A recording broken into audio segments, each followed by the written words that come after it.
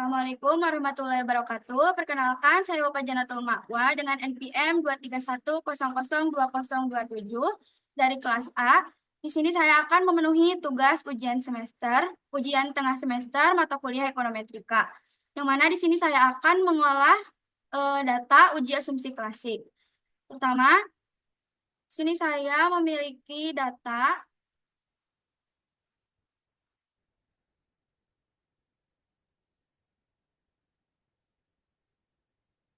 penelitian kuantitatif dengan dua variabel X dan satu variabel Y.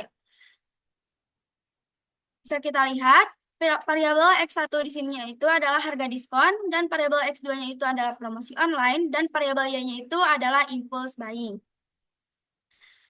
Untuk mengolah uji data asumsi klasik, kita memindahkan terlebih dahulu variabel-variabel ini ke SPSS terlebih dahulu.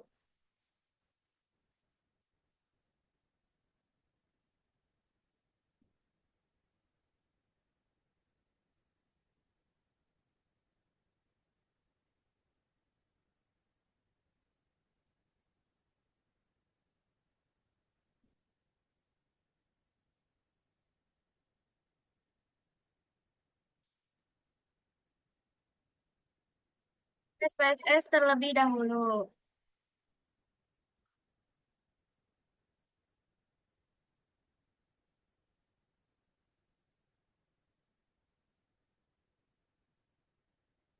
Iya, awas ya, weh.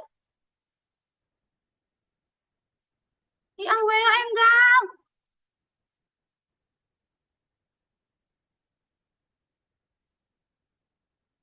Pertama, kita masukkan variabel-variabel tadi ke SPSS.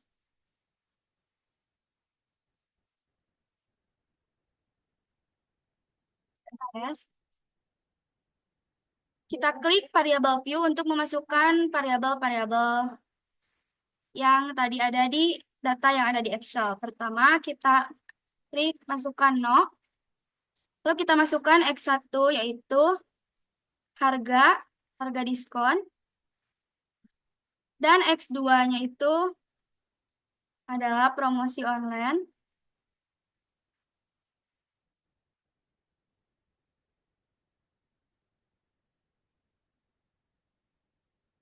Dan Y adalah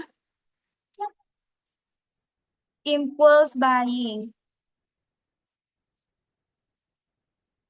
Setelah variabel-variabel ini dimasukkan, kita ubah measure no menjadi nominal, dan ketiga variabel diubah menjadi scale. Desimal kita eh, turunkan angkanya menjadi 0 semuanya.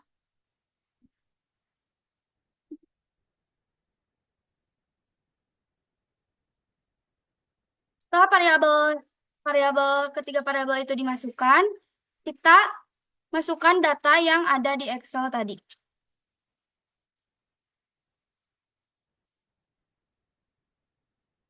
Kita copy dari satu ke bawah.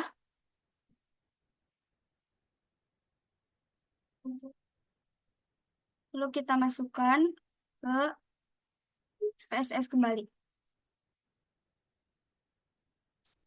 Kita paste di data view. Setelah semua data yang dari Excel masuk, karena kita akan mengolah uji data asumsi klasiknya secara langsung, jadi tidak satu-satu, kita klik Analyze, kita klik Regression, lalu kita klik Linear, masukkan Y ke Dependent, X1 dan X2, kita percaya statistik, lalu klik Darwin-Watson dan juga Collinearity Diagnostic. Kita klik Plot, JetBrains kita masukkan ke X, Tracid ke Y. Kita klik histogram dan norma probability. Lalu kita klik Save, klik Unstandardized yang ada di residual. Lalu kita continue.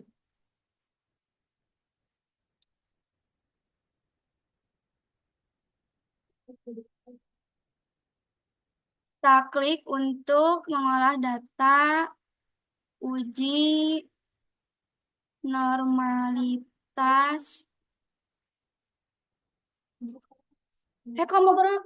Mirna tenan? Orang yang tag video Is, Azmia kalau kan dia. Awas. Awas. Selanjutnya kita akan menguji uji normalitas Kolmogorov-Smirnov. Kita klik analyze, kita masuk ke non-pragmatic test, lalu kita klik legacy dialog, kita klik sampel Kolmogorov-Smirnov. Kita masukkan unstandardized residual ke tes variabilis, lalu kita klik OK. Selanjutnya kita akan mengolah data uji autokorelasi rantes. Rantes autokorelasi. Selanjutnya kita akan mengolah data uji autokorelasi rantes. Pertama masuk ke analyze, klik non-parametric test, ke legacy dialog, dan klik rantes. Pindahkan unstandardized ke residual ke tes variabilis. Lalu kita klik OK. Setelah itu, kita akan mengolah uji Glaser. Pertama dengan klik transform, lalu compute variable.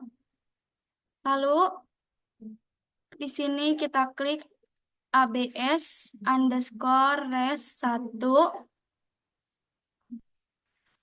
Di numeric expression kita masukkan ABS, tutup buka. Residual yang tadi kita masukkan, lalu kita tutup kembali. Kita klik OK. Karena ini belum selesai, kita masuk kembali ke input SPSS-nya. Kita klik analyze, masuk ke regression, ke linear.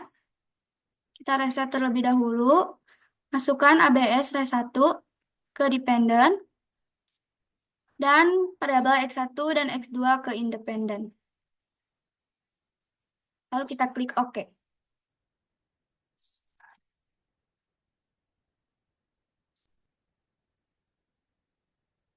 Karena input data sudah, selanjutnya kita lihat output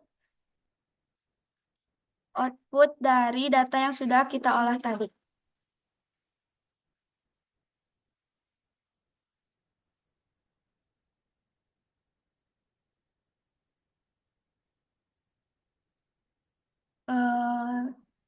Pertama kita akan melihat uji yang telah kita olah tadi, uji normalitas P-plot. Bisa kita lihat di sini, jadi berdasarkan uji P-plot ini, data tersebut itu bisa dibilang terdistribusi normal atau mendekati normal karena titik-titik ini mengikuti garis diagonal atau berada di sekitar garis diagonal.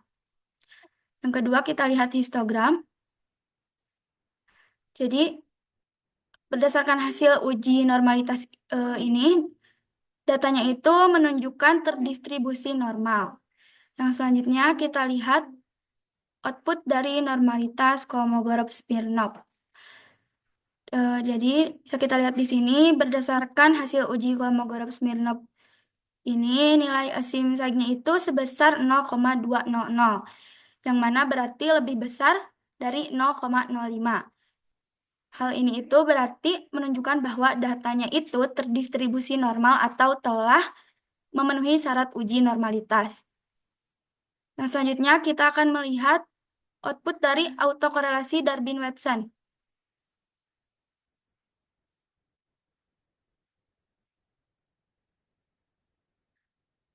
Bisa kita lihat uji autokorelasi Darwin-Watson di sini. Hasil Darwin-Watson-nya itu menunjukkan nilai Darwin-Watson itu 0,454. Jadi Nilai ini itu antara -2 dan +2. Artinya model regresinya itu berganda, tidak terjadi autokorelasi. Yang selanjutnya kita akan melihat output dari rantes. Rantes. Hasil dari rantesnya itu adalah nilai asim saja itu 0,016, yang berarti lebih kecil dari 0,05. Berarti terjadi autokorelasi di antara residualnya. Terus kita akan melihat multikolinearitas nilai PIF dan juga tolerans. Scroll ke atas. Di sini, berdasarkan tabel koefisiennya itu menunjukkan adanya nilai toleransi yang kurang dari 0,10, yaitu ini 0,01. 0,001. Dan selain itu, nilai PIF-nya itu lebih dari 10, yaitu 1019,141. Yang mana berarti dapat dikatakan keduanya itu terjadi multikolinearitas karena nilai toleransinya kurang dari 10 dan nilai PIF-nya lebih dari 10. Yang selanjutnya kita lihat uji heteroskedastisitas scatter plot. Sini.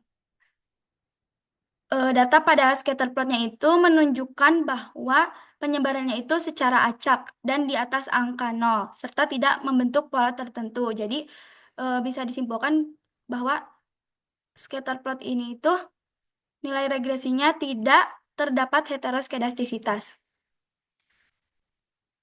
Yang selanjutnya kita lihat output dari uji heteroskedastisitas Gleiser.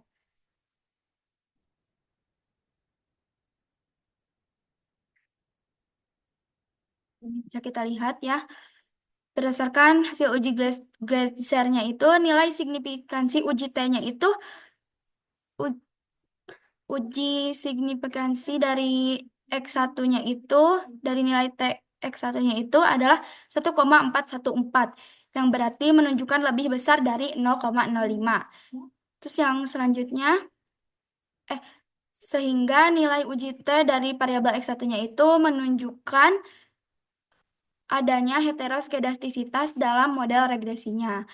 Yang selanjutnya, nilai signifikansi untuk promosi atau X2-nya ini menunjukkan -1,412, yang berarti kurang dari 0,5. Sehingga menunjukkan bahwa model regresinya itu tidak mengalami heteroskedastisitas. Lalu, kita lihat output dari uji F simultan. Ini bisa kita lihat, F-nya itu terhitung 1792,825 dengan nilai signifikansi 0,000, yang berarti lebih kecil dari 0,05. Artinya model regresi ini bisa digunakan untuk memprediksi variabel Y atau impulse buying dan juga secara bersama-sama itu berpengaruh terhadap harga diskon dan juga promosi online. Yang selanjutnya kita lihat uji T parsial. Berdasarkan dari hasil uji T parsial ini, nilai signifikansi dari variabel X1 yaitu harga diskon adalah bernilai 0,677. Berarti lebih dari 0,05. Jadi tidak terpeng tidak berpengaruh terhadap variabel Y atau impulse buying-nya. Kemudian nilai X2 dari promosi online-nya itu 0,157. Berarti menunjukkan lebih dari 0,05. Artinya variabel ini itu tidak berpengaruh terhadap variabel Y-nya itu atau impulse buying. Yang terakhir, R square atau bisa dilihat di sini nilai R square-nya itu 0,993, yang mana berarti 99,3%.